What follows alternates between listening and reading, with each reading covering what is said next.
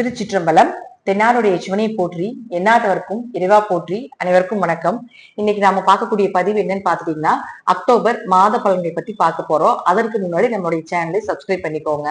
October மாதம் என்னென்ன கிரகங்கள் மாறுறாங்க, இந்த கிரக சேர்க்கையினால என்னென்ன யோகங்கள் உங்க ஜாதகத்துல நடக்க போகுது அப்படிங்கிறத நம்ம முழுமையா பார்க்கலாம். முதல்ல குரு பகவான் 18ஆம் தேதி மிதுன வீட்டிலிருந்து கடக வீட்டுக்கு உச்சம் பெற்று வருகிறார். அடுத்தது சுக்கிர பகவான், சுக்கிரன் அப்படின்னு சொல்லக்கூடிய 9ஆம் தேதி உங்களுக்கு கன்னியா வீட்டுக்கு வருகிறார். சூரியன் 17ஆம் தேதி கன்னி வீட்டிலிருந்து துலா வீட்டுக்கு வருகிறார். அதே போல புதன் 24ஆம் தேதி விருச்சிக வீட்டுக்கும், செவ்வாய் 27ஆம் தேதி துலா வீட்டிலிருந்து விருச்சிக வீட்டுக்கும் மாறி வருகிறார். சுக்கிரன் இந்த இடத்துல நீசமாகிறார். இருப்பினும் சுக்கிரனும் புதனும் பரிவர்த்தனை பெறும் பொழுது இது நீசபங்க ராஜயோகத்தையும் கூட ஒரு சிலருக்கு ஏற்படுத்தி கொடுக்கும் அப்படிங்கிற அமைப்பு உண்டு. பிளஸ் சுக்கிரனும் புதனும் பரிவர்த்தனையும் ஆகி என்னென்ன யோகங்களை தரார் அப்படிங்கிற நம்ம பார்க்கலாம். முதல்ல பாத்துட்டீங்கன்னா, இந்த குரு இந்த இடத்துல இருக்கும் பொழுது செவ்வாய் இங்க நிற்பார். அப்போ குருவுக்கு கேந்திரத்தில் செவ்வாய் இருக்கும் பொழுது குரு மங்கள யோகம் வேலை செய்யும். உங்க ஜாதகத்துல குரு செவ்வாய் சேர்க்கையோ அல்லது குரு செவ்வாய் பார்வையோ கேந்திர திரிகோணம் ஏறினாலும் இந்த யோகங்கள் உங்களுக்கு வேலை செய்யும். ஒண்ணு. அடுத்தது பாத்துட்டீங்கன்னா, இந்த செவ்வாயும் புதனும் சேர்ந்து யுக்த யோகமாக வேலை செய்ய போகுது. இந்த யுக்த யோகம் அப்படிங்கிறது பாத்தீங்கன்னா, நல்ல நாலேஜ் கொடுக்கும். எந்த இடத்துல இருக்கின்றீர்களோ அந்த இடத்துல உயர் பதவி புகழ கொடுக்கக்கூடிய ஒரு அமைப்பை ஏற்படுத்தி கொடுக்கும். இந்த குருவும் செவ்வாயும் சேர்ந்தால் பாத்துட்டீங்கன்னா, முழுக்க முழுக்க முழுக்க உங்களுக்கு வீடு, மனை, சொத்துக்கள், பெயர் புகழோட வாழக்கூடிய ஒரு அமைப்பு இந்த மாதம் உங்களுக்கு ஏற்படுத்தி கொடுக்க போகுது. அடுத்தது சூரியனும் புதனும் சேர்ந்து புதாத்திய யோகமாக செயல்பட போகுது. சூரியனும் புதனும் சேர்ந்த நல்ல அறிவு, கூர்மையான திறமைகள், கூர்மையான அறிவு, எதை செய்தாலும் அங்க கிங்கா இருக்கக்கூடிய ஒரு அமைப்பு இதெல்லாமே ஏற்படுத்தி கொடுக்க போகிறார். அடுத்தது பாத்துட்டீங்கன்னா, இந்த சூரியனும் செவ்வாயும் சேர்றாங்க. சூரியனும் செவ்வாயும் சேர்ந்தா இத மகா யோகம்னு சொல்லுவோம். அதே போல பெண்கள் ஜாதகத்திலிருந்து தான் இது மாங்கல்ய தோஷம் அப்படிங்கிறதும் எடுத்துக்கணும். அதே போல சூரியனும் குருவும் சேர்க்கையாகக்கூடிய காலகட்டங்களை கூட சிவராஜ யோகம் வேலை செய்யும். சிவராஜ யோகம் அப்படிங்கிறது பாத்தீங்கன்னா, கோவில் கட்டுறது, உயர் புகழ் பதவி கிடைப்பது, இதெல்லாமே இந்த கிரகங்களுடைய சேர்க்கையினால நடக்கக்கூடிய பலன்கள். இந்த மாதம் இதெல்லாமே உங்க ஜாதகத்தில் இருந்ததுன்னா இன்னும் கூடுதலாக யோகங்கள் வேலை செய்வதற்கான அமைப்பு உண்டு. இப்போ ஒவ்வொரு ஜாதக ரீதியாகவும் ஒவ்வொரு ராசி ரீதியாகவும் நம்ம எப்படி இருக்கும் அப்படிங்கிற நம்ம முழுமையா பார்க்கலாம். மேஷ ராசிக்குண்டான அக்டோபர் மாத பலன்கள். மேஷ ராசியை பொறுத்த வரைக்கும் பாத்தீங்கன்னா, உங்களுடைய ராசி அதிபதி செவ்வாய் அப்படின்னு சொல்லக்கூடியவர் 7ஆம் இடத்துல சூரியனோடையும் புதனோடையும் சேர்ந்து உங்க ராசியை பார்த்துட்டு இருக்கிறார். இது மிகப்பெரிய யோக காலங்கள். 7.5 சனி நடந்து கொண்டு இருந்தாலும் கூட இந்த யோகங்கள் மூலமாக உங்களுக்கு ஒரு வளர்ச்சியை கொடுக்கும். 7.5 சனி காலகட்டங்கள் அவமானங்கள், தலைகுனிவு, கெட்ட பெயரு, அதே போல பாத்துட்டீங்கன்னா ஒரு பணம் விரயமாகிறது, யாருக்காவது பணத்தை கொடுத்துட்டு ஏமாந்துடுறது, இதெல்லாம் 7.5 சனியில உங்களை லாக் பண்ணும். இப்ப இந்த ராசி அதிபதி செவ்வாய் உங்க ராசியை பார்க்கக்கூடிய காலகட்டங்கள்ல கண்டிப்பா உங்களுக்கு வளர்ச்சி உண்டு. அந்த தடையெல்லாம் உடைச்சிருவார், ஒரு வெளிச்சத்தை உங்களுக்கு கொடுப்பார் அப்படிங்கிற அமைப்பை தான் சொல்லுது. அது மட்டும் இல்லாம அவர் 8ஆம் அதிபதியாகி 7ஆம் வீட்டுல இருக்கும்போது கொஞ்சம் திருமணம் சார்ந்த விஷயத்துல கொஞ்சம் கவனமாக இருந்து கொள்ளுங்க. தேவையில்லாம வீட்டுல வாக்குவாதங்கள் சம்பந்தப்பட்ட எதுவுமே இந்த காலகட்டங்களை பேசாம இருப்பது நல்லது. அடுத்தது பாருங்க, சுக்கிரனை பொறுத்த வரைக்கும் பாத்தீங்கன்னா 2 மற்றும் 7ஆம் அதிபதியாகி நீசத்துல இருக்கார். பொதுவா 2ஆம் அதிபதி நீசமானாலும் உங்களுக்கு அது பரிவர்த்தனை ஆகுது, நீச பங்கமாக வேலை செய்யுது. அப்ப பண வரவு, பொருளாதாரம் நல்லா இருக்கிறது, ஏதாவது ஒரு பக்கம் பணம் வெளியே கொடுத்தது திடீர்னு வர்றதுக்கு உண்டான வாய்ப்புகள் இதெல்லாம் ஏற்படுத்தி கொடுத்திருப்பார்.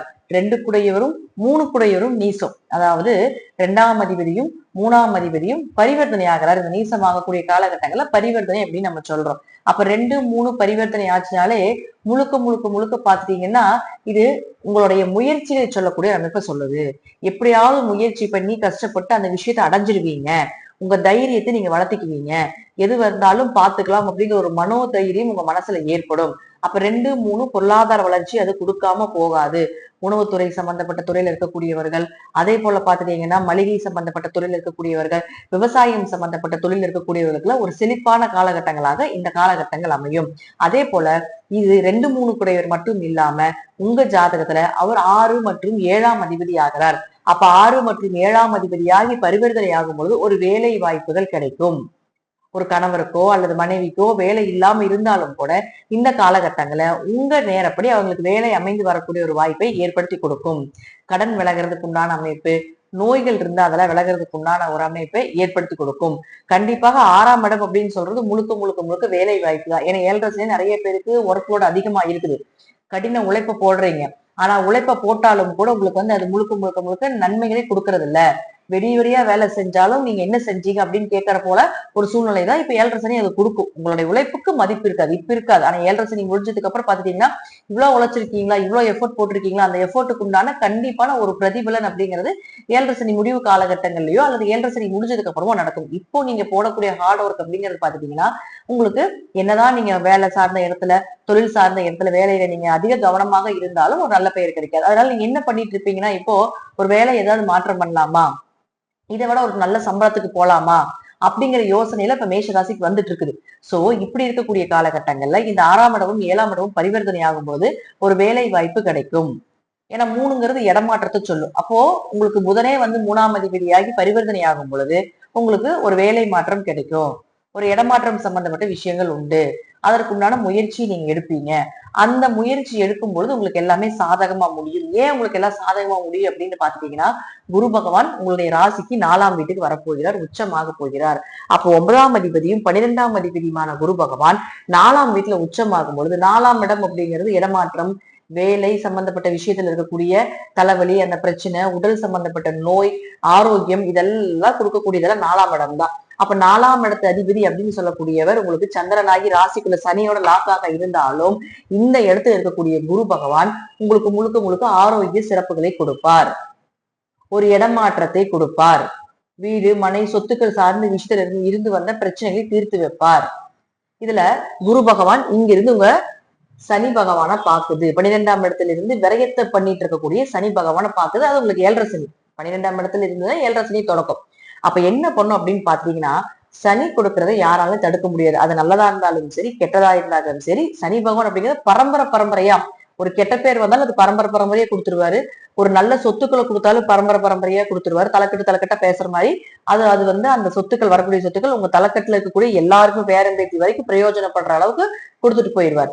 ஆனால் இப்போ அந்த சனிய இந்த குரு பார்க்கறதுனால இந்த 7.5 சனியினுடைய தாக்கங்கள் வந்தாலும் கூட பின்னாடி குரு பகவான் மருந்தாக செயல்படுவார். ஏன்னா குருவை விட சனி பகவானின் பெரிய கிரகம், பெரிய கோள் அப்படின்னு நாம சொல்றோம். அப்போ சனி கர்மத்தை கழிக்கிறதுக்கே வந்தவர். அப்போ அவர் கழிப்பதை கொடுப்பதை யாராலையும் தடுக்க முடியாது. குருவினுடைய பார்வை பெறும்போது ஒரு வெளிச்சம் கிடைக்கும். நீங்க செய்யக்கூடிய விஷயத்துல ஒரு நன்மைகள் கிடைக்கும். கடின உழைப்ப போட்டீங்கனாலும் கூட அதற்கு ஒரு நல்ல தீர்வு அப்படிங்கிறது நிச்சயமாக ஏற்படுத்தி கொடுப்பார். இந்த குரு யார் அப்படின்னா 9ஆம் அதிபதி போய் 4ல நிக்குது. அப்போ பூர்வீக சொத்து, அப்பா சொத்து, அப்பா ரீதியாக வரக்கூடிய பங்காளி உறவுகள் மூலமாக வரக்கூடிய சொத்து பத்துக்கள் இருக்கக்கூடிய பிரச்சனைகள் இதெல்லாம் விலகும். உயர்கல்வி படிக்கிறதுக்கு உண்டான ஒரு வாய்ப்பை ஏற்படுத்தி கொடுக்கும். 9ஆம் இடம் அப்படிங்கிறது உயர்கல்வி, 4ஆம் இடங்கிறது காலேஜ் படிப்புன்னு சொல்றோம். அதற்கப்புறம் வாங்கக்கூடிய மாஸ்டர் டிகிரி எல்லாம் 9ஆம் இடம். சோ இதெல்லாம் தடையாயிட்டு இருக்குது, படிக்கிறது மனப்பாடம் ஆக மாட்டேங்குது, மந்தமா இருக்குது அப்படின்னு நினைச்சிருந்தீங்கனாலும் கூட இந்த குரு இந்த இடத்துல இருக்கிற வரைக்கும் உங்களுக்கு அந்த மந்த குணங்கள் விலகும் அப்படிங்கிற அமைப்பும் உண்டு. படிப்பதற்குண்டான எல்லா வாய்ப்புகளும் நிச்சயமாக இவர் தேடி கொடுப்பார். அதே 12ஆம் அதிபதியாகி 4ல நிற்கும் போது இத்தனை நாள் நீங்க அலைஞ்சிட்டு தான் இருந்திருப்பீங்க, தேவையில்லாத அலைச்சலாக இருக்கும். இப்போ நீங்க அலையக்கூடியது எல்லாமே, உங்களுடைய பயணங்கள் எல்லாமே உங்களுக்கு சாதகமாக வரும். நீங்க அலைஞ்ச அலைச்சலுக்கும் அந்த பயணத்துக்கும் உண்டான பிரதிபலனும் அதற்குண்டான கிரெடிட்டும் அதற்குண்டான பெயர் புகழும் நிச்சயமாக கிடைப்பதற்குண்டான வாய்ப்புகளை ஏற்படுத்தி கொடுப்பார். யாராவது இப்ப வந்து மேக்சிமம் மேஷத்துக்கு வந்து இடமாற்றம் அதிகமா காட்டுது. யாராவது வெளிநாடு போலாம் அல்லது சொந்த மாவட்டத்துல இருந்து வெளியே போலான் இருக்கீங்க, சொந்த இடத்துல இருந்து வெளியே வேற இடம் போலான் இருக்கீங்க, அல்லது வேலை மாற்றம் பண்ணலான் இருக்கீங்க அப்படின்னா இந்த குரு வந்ததுக்கு அப்புறம் பண்ணும்போது அது உங்களுக்கு சாதகமாக வர்றதுக்குண்டான 100க்கு 100% ஏற்படுத்தி கொடுப்பார் அப்படிங்கறதா உண்மை. அடுத்தது பாருங்க செவ்வாய். செவ்வாய் ஆஸ் யூஷுவலா இங்க இருந்தாலும் இந்த குருவை வந்து செவ்வாய் பார்க்குது. அப்ப வீடு மனை சொத்துக்கள் சார்ந்த விஷயங்கள் இதெல்லாம் உங்களுக்கு கை வந்து சேர்றதுக்கு உண்டான வாய்ப்பை கொடுத்தே தீரும். அடுத்தது சூரியன். சூரியனை பொறுத்த வரைக்கும் பாத்தீங்கன்னா அவர் 5ஆம் அதிபதி. அவர் 6ஆம் வீட்டுல இருக்கார் 17ஆம் தேதி வரைக்கும். அப்ப 5 கூடையவர் 6ஆம் வீட்டில் இருக்கும் பொழுது முழுக்க முழுக்க முழுக்க குழந்தைகளுக்கு கொஞ்சம் கவனமா பாத்துக்கோங்க. குழந்தைகளுக்கு ஏதாவது ஒரு மருத்துவ செலவுகள் சிறியதா வரப்போறதுக்கு உண்டான வாய்ப்புகள் உண்டு. 5, 6 தொடர்பு ஏற்படுதுனாலே குடும்பத்துக்கு உண்டான ஒரு செலவு ரெடியா நிக்குது, அல்லது குடும்பத்துக்குள்ள ஒரு விரைய செலவு ரெடியா நிக்குது அப்படிங்கறது காட்டுது. இப்படி குரு பார்வை இருக்கிறதால பெரிய அளவுக்கு பாதிப்புகள் இல்லை. அடுத்தது 17ஆம் தேதிக்கு மேல பாத்துட்டீங்கன்னா இந்த சூரியன் நீசமாகிறார். நல்லா கவனமா பாத்துக்கணும், நீசமாகுது. அப்ப 5 கூடையவர் நீசமாகும் போது கொஞ்சம் குடும்ப ஒற்றுமையில கவனமா இருங்க. தேவையில்லாத பேச்சுக்களும் வம்பு வழக்குகளும் எடுத்துக்கொள்ள வேண்டாம். பெருசா அதிர்ஷ்டம் 5ஆம் இடங்கிறது அதிர்ஷ்டங்க. பெருசா அதிர்ஷ்டத்தை நம்பி எதுலையுமே பணத்தை போட வேண்டாம் அப்படிங்கிறது அமைப்பு. புதனை பொறுத்த வரைக்கும், செவ்வாயை பொறுத்த வரைக்கும், நீங்க என்ன இடத்துல இது ரெண்டு பேருமே துலா வீட்டுல இருந்து நேரா உங்க ராசியை பாக்குறாரு. அப்ப நீங்க எந்த இடத்துல இருக்கிறீங்களோ அந்த இடத்துல இருந்து ஒரு வளர்ச்சியை நிச்சயமாக கொடுத்தே தீர்வார். எந்த தொழில் பண்றீங்களோ, எங்க வேலைக்கு போறீங்களோ, இல்ல நீங்க என்ன பண்ணிட்டு இருந்தாலும் அந்த இடத்துல ஒரு தொழில்ல ஒரு வளர்ச்சியை நிச்சயமாக ஏற்படுத்துறதுக்கு உண்டான 100% அந்த வாய்ப்புகளை நிச்சயமாக இந்த புதனும் செவ்வாயும் ஏற்படுத்தி கொடுப்பார். அடுத்தது சனி பகவான். சனி பகவானை பொறுத்த வரைக்கும் பாத்தீங்கன்னா, சனி பகவான் உங்க ஜாதகத்தில் வக்கரமாக இருந்தால் தொழில் வளர்ச்சி, லாபங்கள் இதெல்லாம் அருமையா இருக்கும். ஒருவேளை உங்க ஜாதகத்துல சனி வக்கரமாக இல்லைன்னா தொழில் ரீதியாகவும், லாபங்கள் ரீதியாகவும், பண ரீதியாகவும் கொஞ்சம் கவனமாக இருந்து செயல்படுத்திக்கோங்க. ஏன்னா அடுத்தது வரக்கூடியது அப்படின்னு பாத்தீங்கன்னா, இந்த குரு அப்படின்னு சொல்லக்கூடிய நன்மைகளை கொடுத்தாலும் கூட இந்த கிரகச்சேர்க்கைகள் அப்படிங்கிறது பாத்தீங்கன்னா கொஞ்சம் உங்களுக்கு ஓரளவுக்கு நன்மைகளை கொடுக்குது. மேஷத்தை பொறுத்த வரைக்கும் பாத்தீங்கன்னா ஒரு 70% இந்த மாதம் நன்மையான மாதமாக இருக்கும் அப்படிங்கறத மாற்றுக்கிறதுக்கு இடமே இல்லை. இதெல்லாம் உங்க ஜாதக ரீதியாகவும், தசாபுத்திகள் ரீதியாகவும் நான் சொல்லக்கூடிய கருத்துக்கள் சிறிது மாறுபடலாம். நன்றி. மீண்டும் ஒரு நல்ல பதிவுல சந்திக்கலாம். திருச்சிற்றம்பலம், தில்லையம்பலம், ஸ்ரீ நரசிம்மர் திருவடிகளே சரணம்.